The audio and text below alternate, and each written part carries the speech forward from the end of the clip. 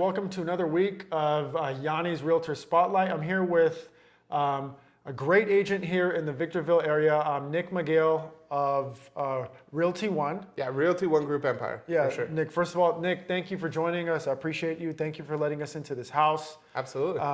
Again, guys, we're here in the Apple Valley area of Southern California, and Nick is a longtime resident, right? Longtime resident of this area? Absolutely. I grew up here. I went to high school, went to middle school. Very familiar with the area. Absolutely love it. Perfect. So tell us, I guess, a little bit about this house, bedrooms, bathrooms, square footage, all the good stuff. This house is actually located in one of the more preferred areas of Apple Valley. It's called Sycamore Rocks. Okay. This house is just over 2,000 square feet. It's 3-bedroom with a den or a spare room, bonus room. Doesn't have a closet, but it can totally be converted pretty easily. It is so 3-bedroom, 2-bath. It's on just over half an acre. It's got a pool, plenty of storage everywhere you need, 3-car garage. It's updated everything. It's a really nice house. Nice, nice. Now I know that I believe you told me that you're 1 year in the real estate business. Just over, yeah. Just over a year in the real estate business. Like I was saying, can you give? By the way, guys, Nick is doing great for technically a 1 year. He's only been in the business for 1 year. I guess first, could you tell us why did you decide to? So you transitioned into real estate in 2022. Yeah. And in 2022, we all know that that's when the rates started kind of ticking up. A lot of agents started leaving the market. So what gave you that that push, or why did you end up joining the real estate basically? So all my friends have been telling me I should do real estate forever just because they know I've been in sales for a long time. My best friend's mom was actually a lender, and she's been trying to push me to do the real estate thing. I never had the chance or I guess I had the chance. I just never took the leap because my wife, I have 2 kids, and my wife was either staying at home or working a job that didn't provide healthcare. In every job I had, I wanted to make sure the family had healthcare. Of course. But now she's with the county, so she's got the healthcare side handled. And then I was working for a general contractor, and then in 2022, a bunch of big corporation stuff handled, got taken care of, and they shut down the California office. So they said I could still keep my job if I moved to Texas. I grew up here. I didn't want to move to Texas. I love California. Texas is beautiful, don't get me wrong, but I wanted to stay here. So I took that as the sign to kind of just jump in. No, of course. That's a great story. Now, you've had some relative success. You've been doing pretty well for yourself for an agent in this market. Like I said, that's a lot of agents aren't faring too well, unfortunately, just because low inventory, high rates, all that stuff. What have you done that maybe you could share with some other agents or some other people in the business? What have you done personally to kind of gain some traction and gain business? I feel like I've been transparent and communicative, and I've just told everybody I know. I blasted all over Instagram, social media, TikTok, whatever. Everybody I know knows what I do now. They always have, because before this I sold cars for like 15 years. So I have a lot of friends and clients and stuff like that I kept up through with Facebook. And actually 3 or 4 of the first deals that I did early this year were from previous coworkers. Oh. And they were like, "Oh, you're doing this now? We know how you work. We know how you operate. Can you sell us a house, or can you find us a house to buy?" It's just, I communicate a lot, and sometimes I think I over communicate, and I'm transparent. I don't hide anything. And me being new in it, I'm still learning, and I'm honest with people. I'm like, "Hey, that's a really good question. I don't know, but I'll find out for you." And then I find out.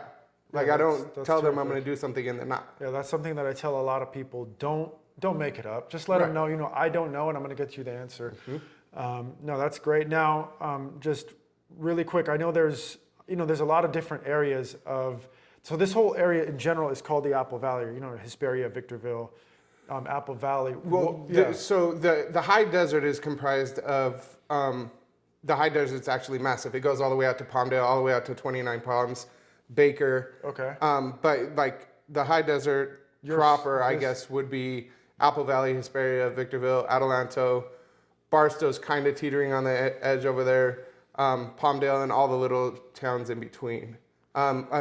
If you're familiar with Southern California, you know the 15. Right when you get to the top of the pass, which is the Cajon Pass, the top of the 15, you're in the high desert. And you'll see it. The second you get to the top, you're just tell, desert. yeah. You're Yeah, like, yeah. oh, okay. We were in the mountains, now we're in the desert. So about this kind of general area, what are some, I guess, what would you say would be the higher end area, and what would you say would be more of like affordable lower end areas of the high desert, specifically where you work? So that's a great question. My mentality is the high desert just in general is affordable. We have land, we have city, we have kind of a little bit of everything. There's a couple of properties, a couple of places out here where you can actually live on a lake. But the average household up here is $425, I believe, as of last week, pricing. But there's Apple Valley, and so if you want to look at like the more expensive homes, per se, like there's some parts of Apple Valley, Spring Valley Lake, which is a place where you can live on the lake, Oak Hills, up against the mountain where you're getting 4 or 5 acres plus a massive house. And a view, maybe? A view everywhere. You can pretty much find a view almost everywhere up here. The sunsets up here are killer. They're really comparable to Orange County. Like the beach sunsets and the high desert sunsets are Perfect, yeah. pretty close to the same. Sounds good. But like I like to say that the high desert is like the last frontier of affordable housing in California, without going like 17 hours up north or whatever. No, of course, yeah, I know that a lot of the houses here, most houses are under 600 grand. I mean, Oh yeah. above 600. I mean, so to get like, to get acreage here, what would you think? I mean, if I wanted to spend, how much would I need to spend to get, let's just say, a 1 acre home, 2,500 square foot? Or like, something with land. If I have toys, I got the ATVs, I got... This is a good place for that, because half the, I don't know, probably a quarter of the properties out here, you can literally drive out and you're in the mountains and you're in the OHV areas. But so an acre of land with a decent house, maybe not like all the perfect finishings and everything like that, maybe 2,500 square feet, you can get in the fours. Wow, wow. Obviously, once you start getting the bigger houses, we have a lot of custom homes up here.